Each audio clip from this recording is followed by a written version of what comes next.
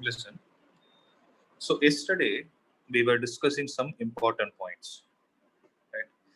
So in yesterday's topic we discussed about the equation of continuity. So what does equation of continuity state? When you have what kind of a fluid? When you have an ideal fluid in your hand, the product of the area of cross section and the velocity of the liquid at that particular point is always a constant. So it is based on what law? It is based on the conservation of mass, right? Similarly, I introduce you to some terms like kinetic energy per unit volume. Similarly, potential energy per unit volume and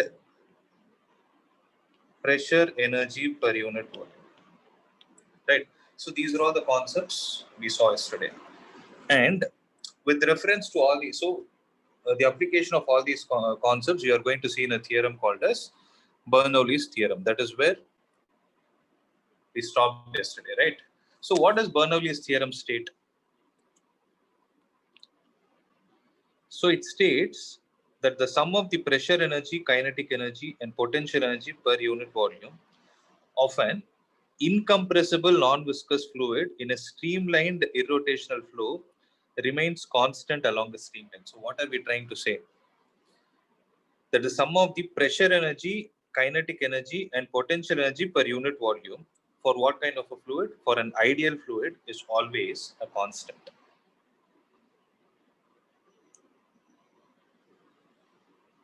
Okay, and this law is based on the law of conservation of energy. Like how the equation of continuity is based on law of conservation of mass, Bernoulli's theorem is based on the law of conservation of energy, right? So the mathematical statement for it is like this. P stands for pressure energy per unit volume plus half rho V square, which stands for kinetic energy per unit volume, plus rho GH, which stands for potential energy per unit volume, is a constant. Okay. So we are going to see the proof for it. Guys, am I clear till this step? Yes, sir. Right. So the difference between the equation of continuity, the difference between equation of continuity, and look at the diagrams, okay? Here, how is the diagram? The tube is of varying cross section and the tube is horizontal, right? Whereas in this case, in the case of derivation of Bernoulli's principle, if you see, the tube is going to have a varying cross section and the tube is not horizontal, rather it is inclined, right? Such that the first point, if it is at a height h1, where the center of it is at a height h1, the second point is at a height h2. Okay. So this is the diagram with reference to which we are going to derive the expression. Now, shall I proceed? Yes. Now, see. Yeah. So consider, let's see what are all the factors we need to consider and how are we going to derive this particular expression. So we need to consider a non-viscous, incompressible fluid flowing steadily between the sections A and B of a pipe of varying cross-section. Okay, accepted. So you have a pipe of varying cross-section. Let A1 be the area of cross-section at point A. So this is point A. And A2 be the area of cross-section at point B. Okay. If the pressure at point 1 is P1, if the pressure at point B is P2, now logically tell me guys, which side pressure is supposed to be more?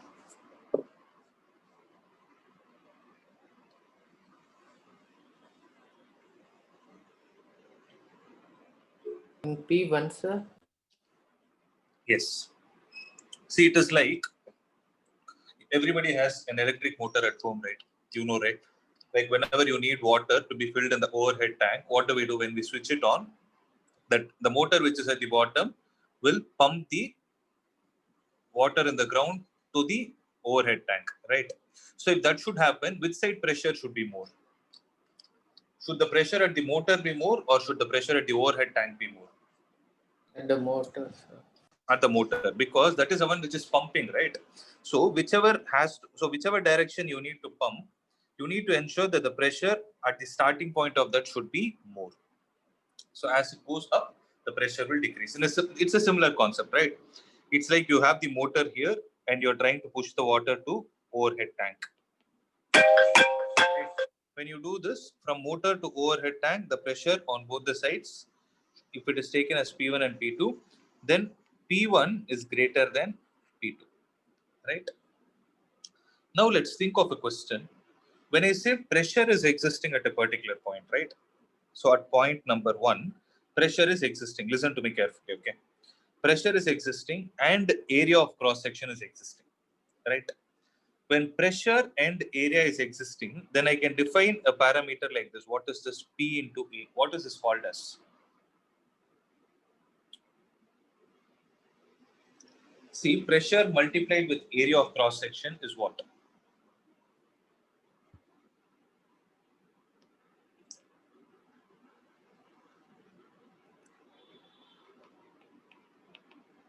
It is a force, right? So there is a force that is acting here and there is a displacement that has taken place here. So when a force is existing and the displacement is caused due to that force, can I say work is done by that force? Yes, sir. Yeah. Now comes an important question. The work done by that force, so yesterday I told you, right? Wherever you see the word energy, what comes to your mind? Energy means work done, right? Energy itself means work done, right? So here the work done by this pressure will get converted to what all forms of energy. What are all the kinds of energy conversions it is doing? Not conservation. What are all the energy conversions it is doing? Think logically.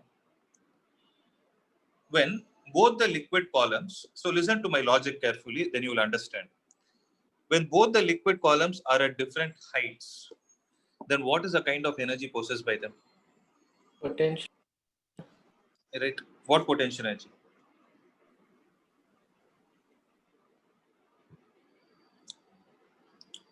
Add a prefix to it. What potential energy?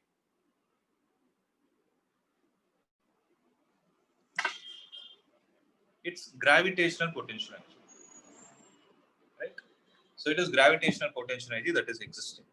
Similarly, there is velocity of the object at different points, v1 and v2. Right? There is velocity of object v1 and v2 at both the points. So what will it have? Kinetic energy. It will also have kinetic energy. So to put it in simple aspect, what I'm trying to say is the work done by the pressure is helping to create the change in kinetic energy and the change in potential energy. Okay, work done by whom? Work done by the pressure difference is causing the change in kinetic energy and the change in potential energy. Now look at the way I'm going to derive it. See, if you don't understand this logic and you start deriving, you will feel it to be tough. You need to understand the logic. Am I clear with it? Is everyone clear with what I'm trying to say? Yes, sir. So I'm taking this diagram alone. Listen.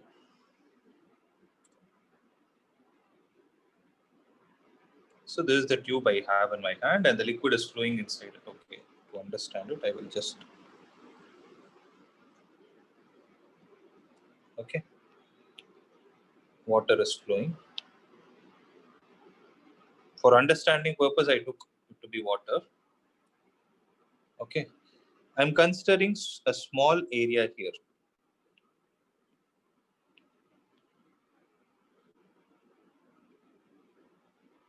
Right. So this area, sorry, I'm considering a small displacement in time delta t. So yesterday I explained you why it is V1 into delta t. Similarly, here the displacement will be V2 into delta t. So since it is an ideal fluid, what is the first step we can write? If the area of cross section here is A1 and the area of cross section here is A2, okay, what is the first step I can write, guys? Can I write A1 into V1 is equal to A2 into V2 since it is what? An ideal It is, fluid. it's an ideal fluid, and I've used the expression of equation of continuity. Guys, concentrate on this because there are two more applications based on this. If there is any doubt, I want you all to open your mouth and speak. So A1 V1 is equal to A2 V2. This is from the equation of continuity. Correct? Now comes another question. See, I will take this as point number 1, this as point number 2. What is the potential energy at point number 1?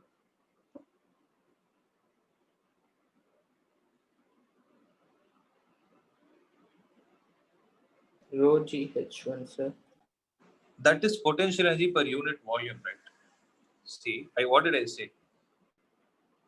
It is causing change in potential energy of the fluid. I never told it is causing the change in potential energy per unit volume.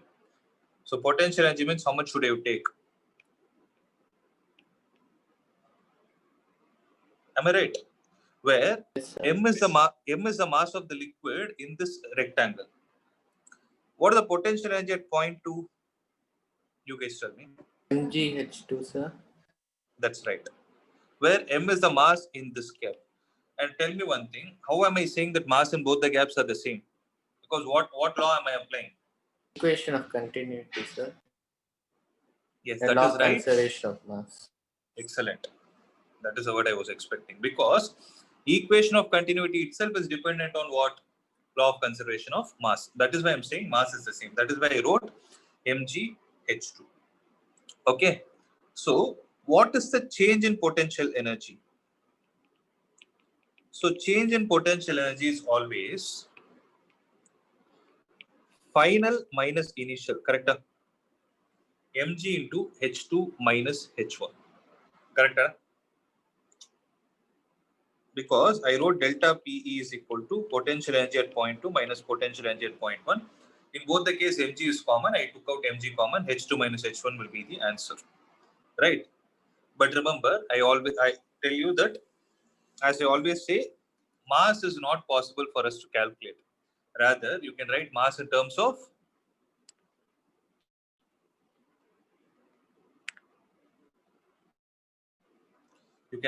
in terms of density and volume. So can I write it as rho into A into V, or I will write it as rho into A1 into V1 into delta T into G into H2 minus H1. Did you understand what I did? Since mass is equal to density into volume, right? Density into volume is area of cross section into displacement. That is rho into A1 into delta X is nothing but V1 into delta T.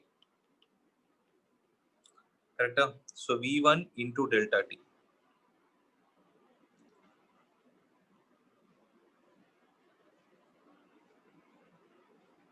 That is the reason I wrote this.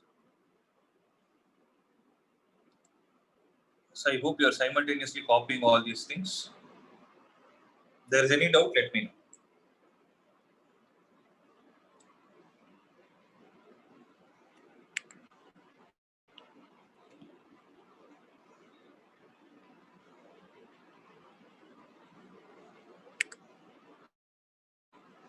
Then, so rho into A1 into V1 into delta T into G into H2 minus H1, right?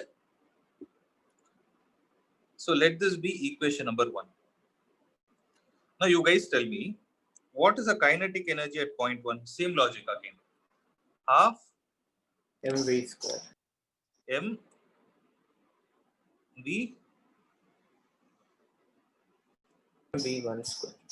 Yes. Half M into V1 square. What is the kinetic energy at point 2? Half mv2 square. That's right.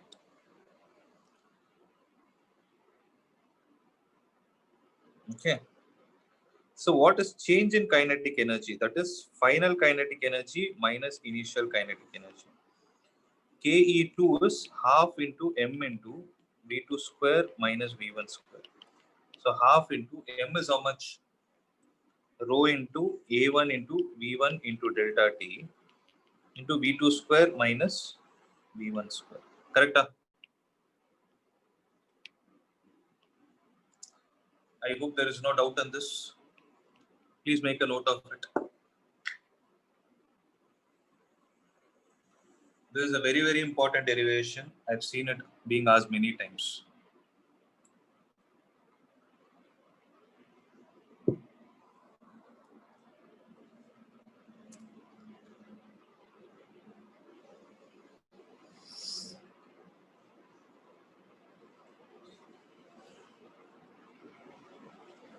Done?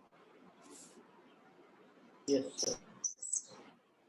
Now tell me, what is the work done by pressure at 1? So work done by pressure is, see, work done itself means force into displacement, correct? So what is the pressure at point 1?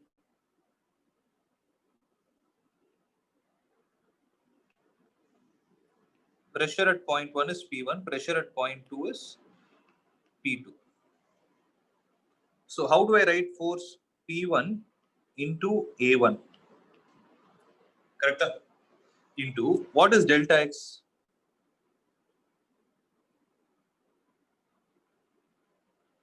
I've been using that formula delta X many V1 times. del T. That's right. So similarly, work done by pressure at point 2. What is it? Pressure at point 2 into area of cross section at point 2 into what should I write in the place of V1 delta T? Delta. It is V2 delta T. So if I ask you work done by pressure, what will you say? So work done by pressure is nothing but the difference in the work done at both the places, right?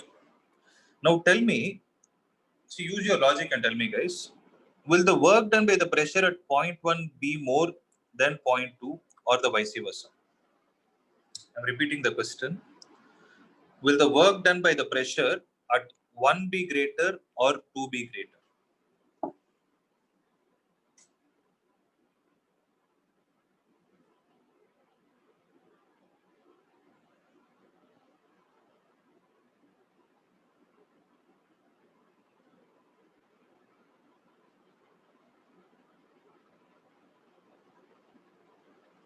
I asked a simple question.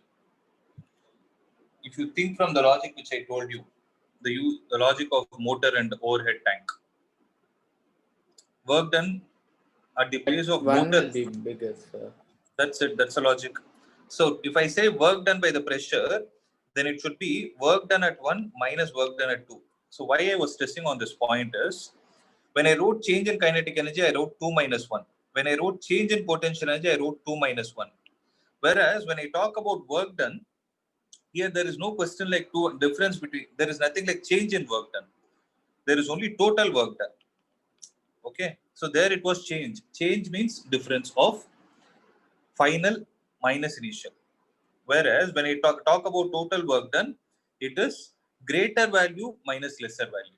There is nothing like 1 and 2. So that is why I wrote W1 minus W2. You please make a note of all these points. So it will be P1 A1 V1 delta T minus P2 A2 V2 delta T. Right? But A1 V1, sorry, A2 V2 can be replaced with what? A1 V. So this is also same as P1 A1 V1 delta T minus P2 A1 V1 delta T. Correct? So what can I take out? P1 A1 V1 delta T, sorry, A1 V1 delta T into, I can write it as P1 minus P2. This is equation number 3. Write it down, guys.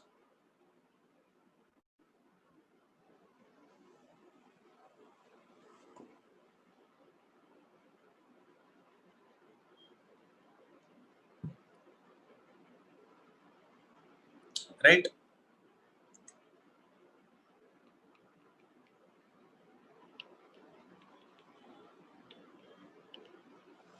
So from this, can I conclude that the work done by the pressure is equal to change in kinetic energy plus change in potential energy? Because the right hand side, those two things are happening because of the one done by the left hand part. That is because of the work done by the pressure only, there is change in kinetic energy and change in potential energy taking place. So what is the work done by it? A1 V1 delta T into P1 minus P2 is equal to change in kinetic energy is half rho A1 V1 delta T into V2 square minus V1 square plus change in potential energy, that is no, rho A1 V1 delta T into G of H2 minus H1.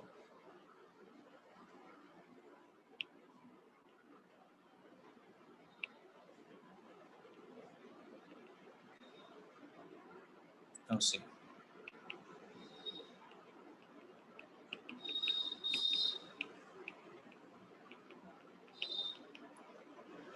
Guys, am I clear? So tell me what all will get cancelled.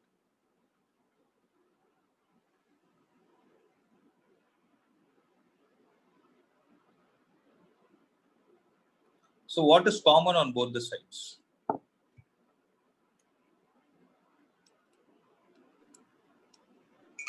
A1 V1 A1 delta T. V1 delta T. So A1 V1 delta T, A1 V1 delta T, A1 V1 delta T gets cancelled. So what is that you're left out with? P1 minus P2 is equal to half rho into V2 square minus V1 square plus rho is left out, okay? Rho is not cancelled. Rho G into H2 minus H1. Now see what will happen when I expand it. P1 minus P2 is equal to half rho V2 square minus half rho V1 square plus rho G into H2 minus rho G into H1. Okay. So P2 will go to the other side. Half rho V1 square will come to the left hand side. Rho G H1 will come to the left hand side. If that happens, P1 plus half rho V1 square plus rho G H1 is equal to P2 plus half rho V2 square plus rho G H2. Guys, am I clear? So if you observe, P1 has corresponding P2. Half rho V1 square has half rho V2 square. Rho G H1 has rho G H2. From this, I can conclude the pressure at every point plus half into rho into V square. Velocity at every point, velocity square at every point plus rho G H at every point is a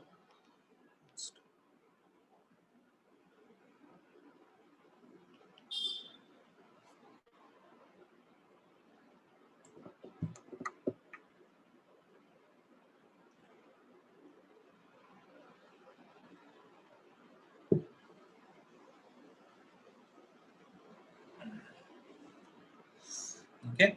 This is the proof of Bernoulli's theorem.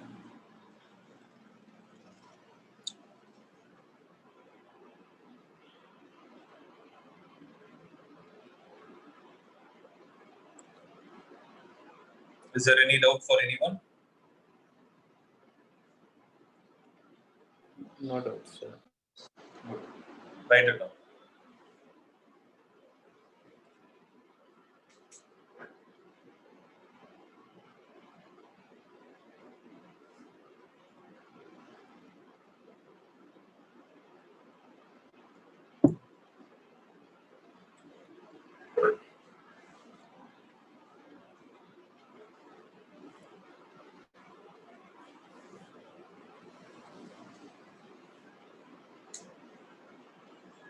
Okay. Shall I move on? Shall I proceed to the next concept? 1 minute, sir. Yeah. No, make it.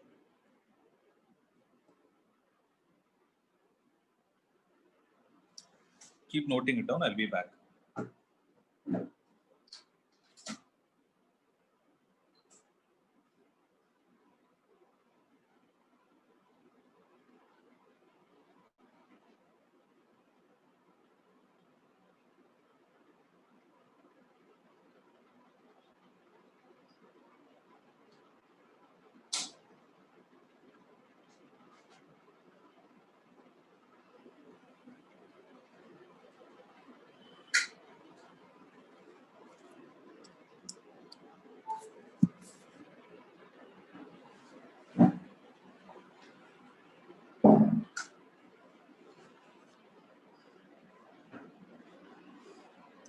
Done? Yes, sir. So now we will see the applications of it. Okay. So now whatever we saw is called Bernoulli's theorem. So what is the statement for it? For an ideal fluid, I'm repeating it again. Please get it registered in your mind. The pressure energy plus kinetic energy plus potential energy. Don't forget the word per unit volume. Okay. So if you forget that, it doesn't make any sense. The sum of the pressure energy, kinetic energy, and potential energy per unit volume of an ideal fluid is always a constant. Okay.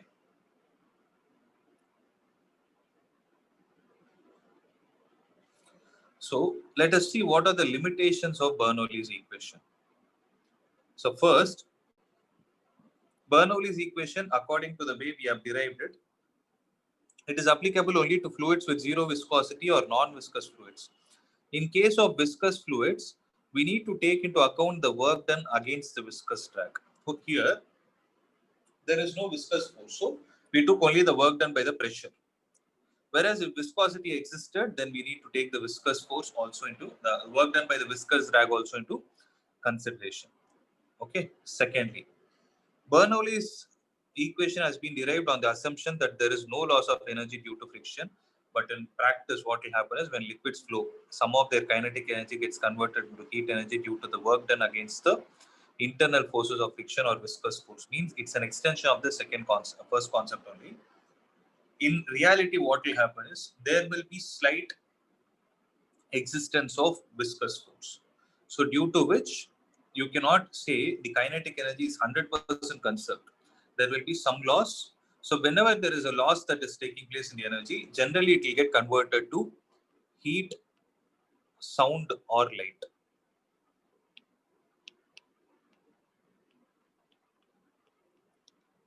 Okay, here it is getting converted to heat. It is because of the actual friction that is going to exist. Third, Bernoulli's equation is applicable only to incompressible fluid because it does not take into account the elastic energy of the fluid. Okay. So sometimes what happens is the fluids also have elastic property associated with them. What is the name of that elasticity? It's called as, fluids undergo some stress according to the previous chapter. What kind of stress will they undergo? It's called hydrostatic stress. Yes.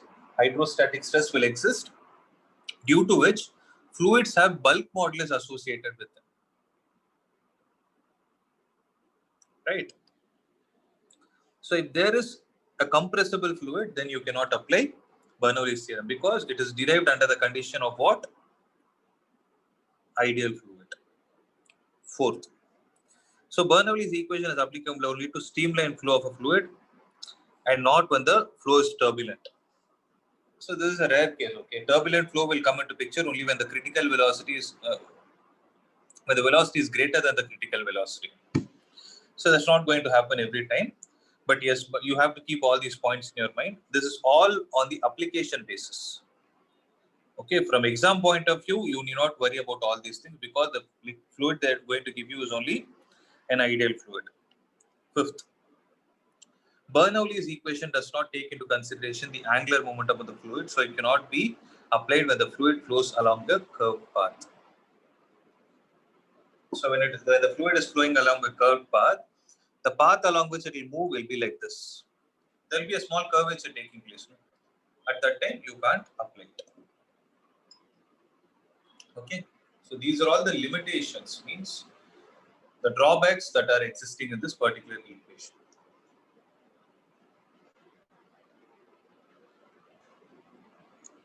Clear, guys?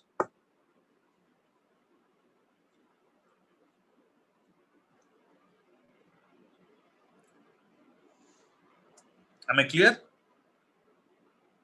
Yes. Yes, sir. Shall I proceed? Now we will see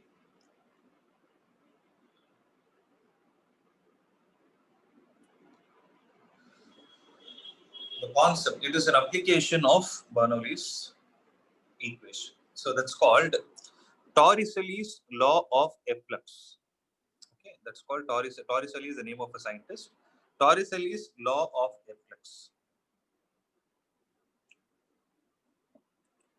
Okay, so let's see what it is. Just give me a minute.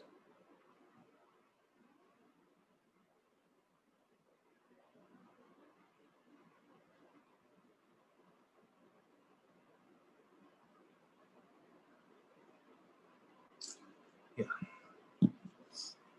See, I can give you an example like this. Just give me just a second.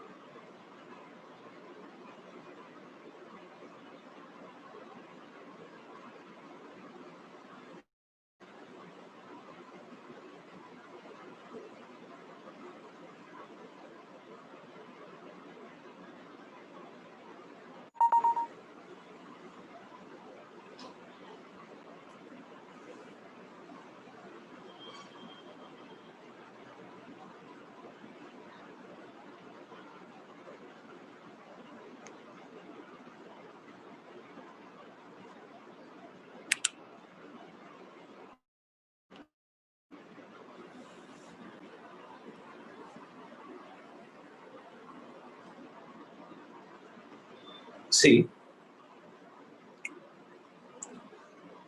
this is the best example I can give you. So imagine, guys, if I take a tape, okay, if I take a tape and cover all these spots, right, if I cover all these spots, will the water actually come out of it? No, sir. No, right? So it is not going to come. So what I will do is, for understanding purpose,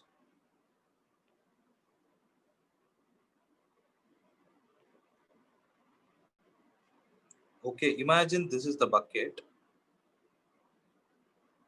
with only one hole existing.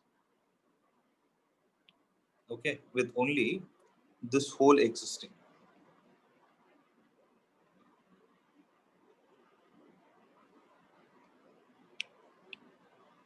Clear? Now the question is, see, when you make a hole, is the water falling in a straight line path or in a curved path? You're able to see it. Curved path. It falls in a curved path, right? Now suppose I make the same hole at the bottom. Imagine I make the same hole at the bottom of this bucket. Then how will the water fall? Straight line. It would have fallen in a straight line path. Now comes an important question. If I make the hole at the bottom, yes, it is coming in a straight line path. Whereas if I make it somewhere on the curvature, okay, not on the base, I'm making it on the curvature of this bucket, the water is not coming in a straight line path. Rather, I think this is a more apt example because you are able to see a curvature like this. Can someone tell me what is the name of this curvature? What do you think is the name of this curvature? It's called a parabolic path. Right?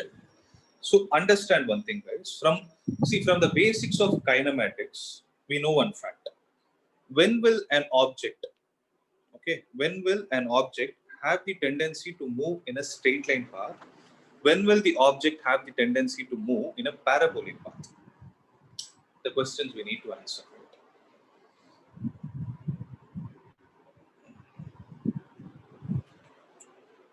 So I have an object in my hand. Okay, let's say you have a ball in your hand. So you're standing. You extended your hand. Okay, you have the ball in your hand like this. How are you supposed to release this ball for it to fall in a straight line path? Just In drop what it. direction? You can either drop it, or if at all I ask you give a velocity to it, in which direction will you give? Downward. You will give it in the downward direction, right? If you do that, it will fall under the influence of gravity. It will travel in a straight line path. Whereas I give you a task saying that I don't want this ball to go in a straight line path. What are you going to do? I want it to go in a parabolic path. Then in which direction are you supposed to give the velocity to it? Forward or upwards, sir? 1 minute. I'll give you two options. You tell me. X, Y. In which direction will you give it?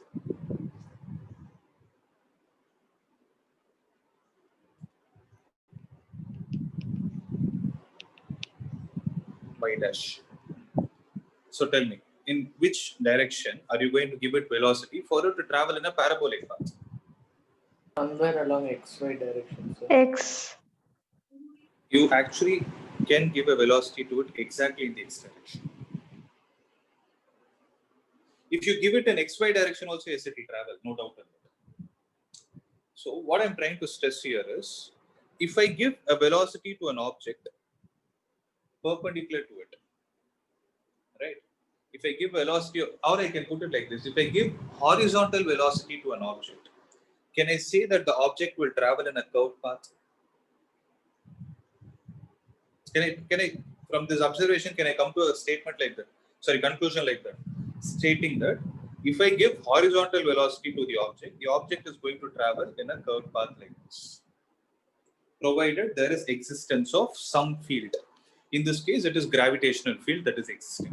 So what is happening? The velocity that you have given is actually trying to put the object in the horizontal direction, but gravity is trying to pull the object in the downward direction, as a result of which it is traveling in a parabolic path. That's what we saw in projectile motion. Guys, are you able to connect all these dots? Is there any doubt? Am I clear? Clear, sir. Clear, right? Now comes an important question. So this is when you have what? An object in your hand. But here what is happening? It is not the object we are trying to talk about. We are trying to talk about the liquid particles. Right? So when I say the liquid is actually coming out in this path, I'm also going to say that the liquid particles are consecutively coming out in a parabolic path. Not like one particle is going like this, one particle is falling like this from the same hole. Don't look at the different holes. I'm talking about only one particular hole. When you talk about the liquid coming out from a particular hole, all the particles are following the same path. Am I right? It's not like the liquid is getting, what do you say? It's not getting scattered. Am I clear on that aspect? Now comes an important question. So kinematics is telling me that I need to give horizontal velocity to the object. And here it is telling, here I am able to see that the liquid is coming in a parabolic path. Then who is giving the object, or who is giving the liquid particle a horizontal velocity so that it is able to come out in the parabolic path? What exactly is happening here? Can you think of the physics behind it? When that hole is closed, see, for example, this part of the bucket is closed. This part of the bucket is closed. There is no water coming out. Whereas when I prick a small hole, the water starts coming out in a parabolic path. What exactly is happening? Why?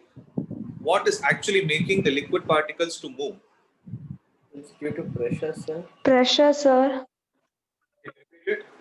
Yes, it is pressure. Rather, pressure difference that is happening, right? So there is a pressure difference due to which the liquid is actually trying to come out, right? So the pressure difference is existing between which 2 points? At which point is the pressure supposed to be more for the liquid to come out from the hole? We need to answer all these questions. I'll give you 2 points. First point and the second point. First point is the open end of the bucket, where it is exposed to, where the liquid column is exposed to the atmosphere. Second part is the one where the hole is made. So where should the pressure be more? At once, sir. So pressure at 1, you're trying to say it is trying to push the liquid, right? But see, what will happen is, when I put a hole Here also you have atmospheric pressure. Here also you have atmospheric pressure.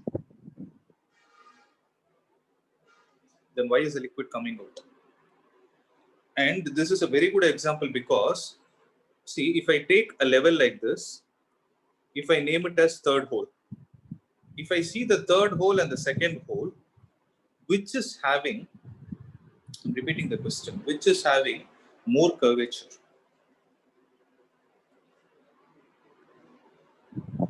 You can take your time. Similarly, I'm taking a fourth point. Out of the points 2, 3, and 4, which is having more curvature?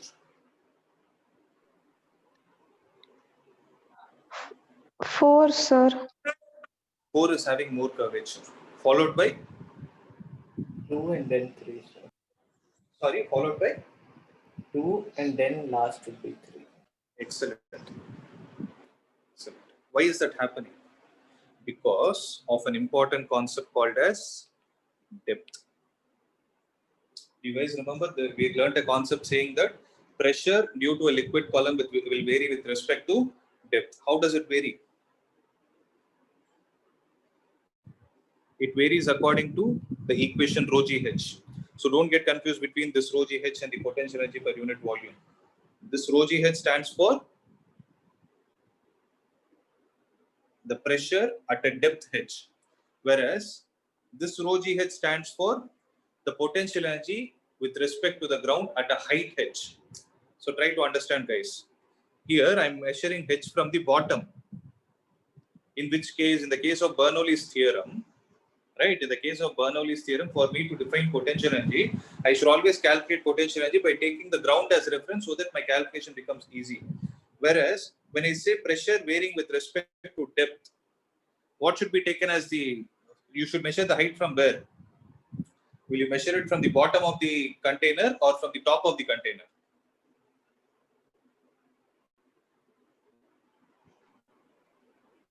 This is called depth. I hope you guys know the difference between depth and altitude. Depth is always measured from the surface, from the top. Altitude is always measured from the bottom. So when I talk about potential energy per unit volume, H stands for altitude or depth?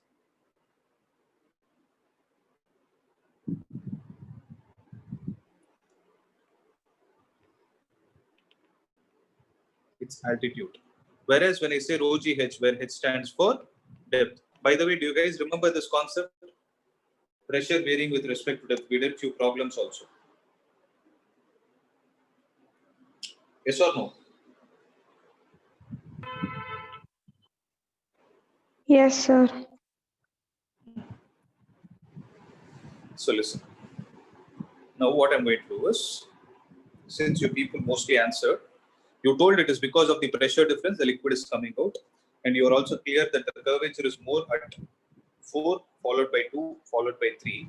One important point that we can conclude is velocity at point 4 is more compared to velocity at point 2 is more compared to velocity at 3. That is, velocity at 2 is greater than velocity. Velocity at 4 is greater than velocity at 2 is greater than velocity at 3. Now we are going to prove it mathematically, and that equation is what is given by a scientist called Torricelli, and that law is called as law of efflux. Okay, so this is the bucket, the rectangular column. A small hole is made. That hole is generally called as orifice. Orifice is a technical word.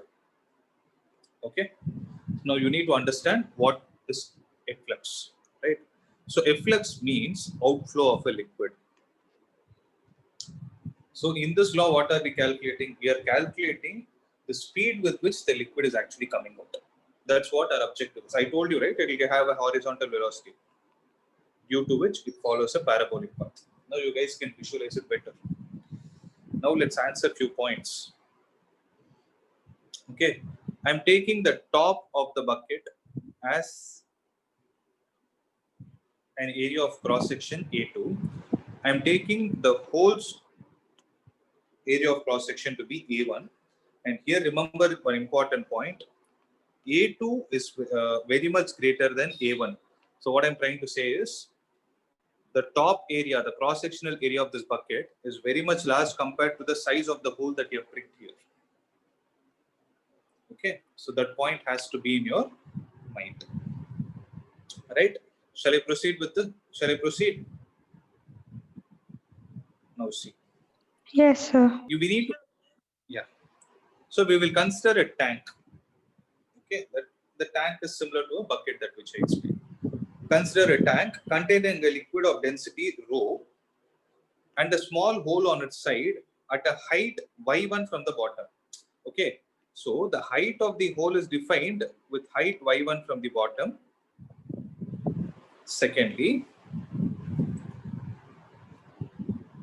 let y2 be the height of the liquid surface. So the surface of the liquid is there, no, that is at a height y2 from the bottom. So for me to explain in this example, if I take point 2, the point 2 is at a distance y1 from the bottom. The top of the bucket is at a height y2 from the bottom. And h is the depth of the hole. Okay, in this case, what is h? H is nothing but y2 minus y1. Have that point in your mind. Okay, the same logic is applicable here. I hope you are able to connect the dots. So this is h, right? Now what I'm trying to say is there is in the see the liquid is present till this point. So above that, what is happening? There is some amount of air. Let me call it as atmosphere, and let the pressure at that point be P. Okay. So I'm saying the pressure above the liquid is P. Okay, guys. Now tell me, if I say, oh, since I'm saying it is an ideal fluid and the liquid is moving, that is, the liquid is actually having a motion associated with it, what principle can I include in here? What principle can I apply here?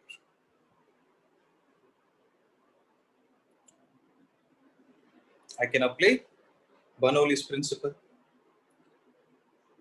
right? So what does Bernoulli's principle state? Sum Pressure of at every point. pressure energy, kinetic energy, and potential energy will be a constant. You forgot something. The point which I stressed. At per unit volume, sir. Never forget that. That's right. Sum of the pressure energy, potential energy, and kinetic energy per unit volume is always a constant at every point. Since you guys have understood this diagram, I'll take it in a separate page. Now look at the way I'm going to derive.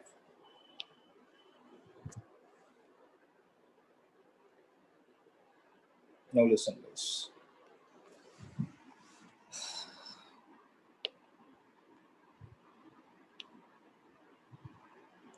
Okay. So pressure at point 1 plus half rho V1 square plus rho G H1 is equal to P2 plus half rho V2 square plus rho G H2. Can I take it like this? Okay. And wherever you see ideal fluid, what comes to your mind? A1 V1 is equal to A2 V2. So here it is A2, here it is A1. Since A2 is very much greater than A1, implies A2 by A1 is equal to V1 by V2. Correct? So A2 by A1 is equal to V1 by V2. A2 is very much greater than A1 implies A2 by A1 is very much greater than 1, which implies V1 by V2 is also very much greater than 1. Means V1 is very much greater than V2. So from this, we are going to say V2 is approximately 0.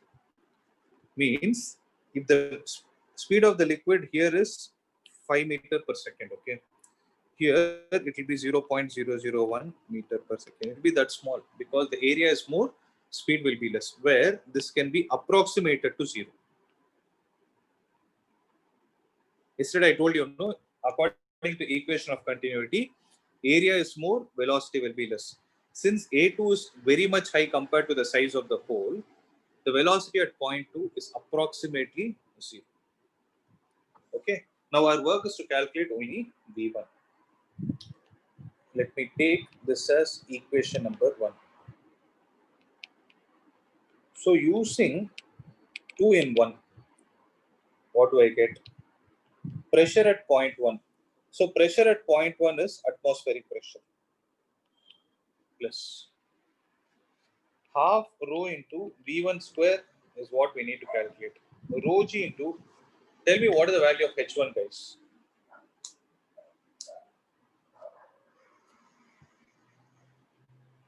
I just told you, for measuring potential energy, you should always do it from the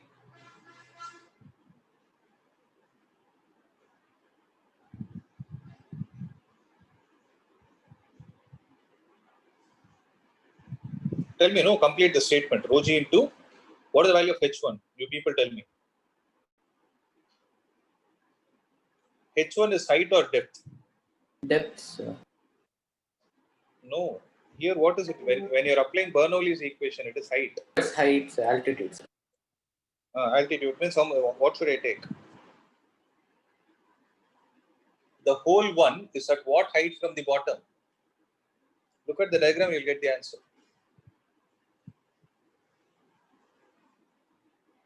See, this is the bottom. Y2. Whole one, ma. This is whole one. This is 2.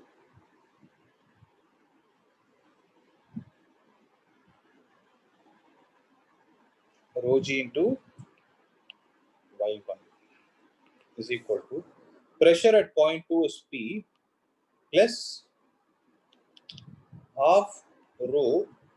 V2 is how much? Substitute 0 square plus rho G into, can I take it as by 2? So from this I will get P minus PA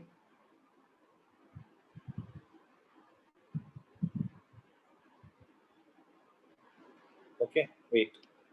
I'll have half rho V1 square on the left hand side. Half rho V1 square is equal to P minus PA plus rho G into Y2 minus Y1. Accepted?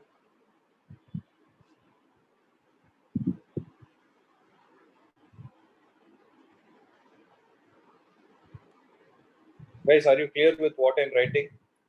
Half rho V1 square is equal to P minus PA plus rho G into Y2 minus Y1. I just rearrange the equation. But what is Y2 minus Y1 according to the diagram?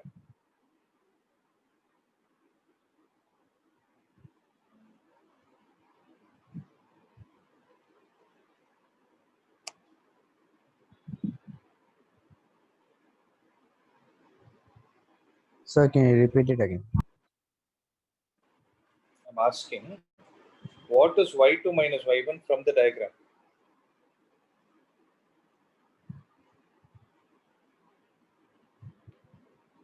Y2 is this total height.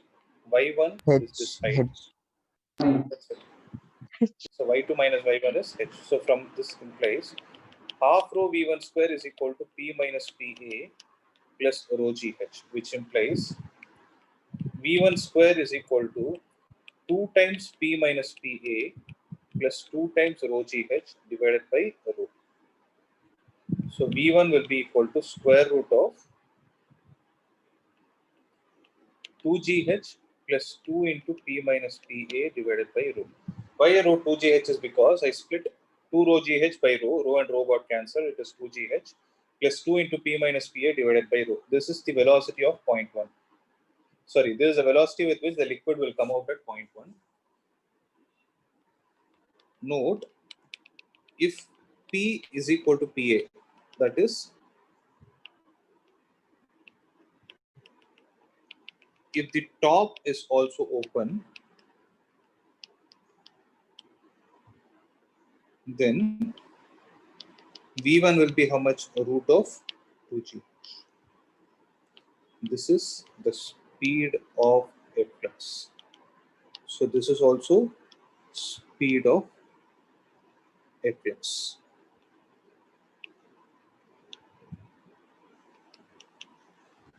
Am I clear, guys? Yes, sir. Please make a note of it.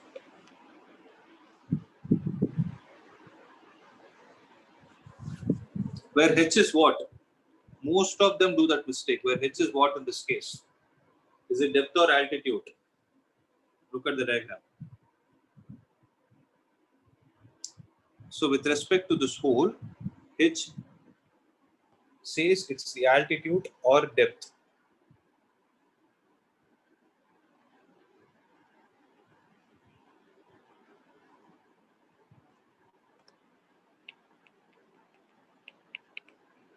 It is still.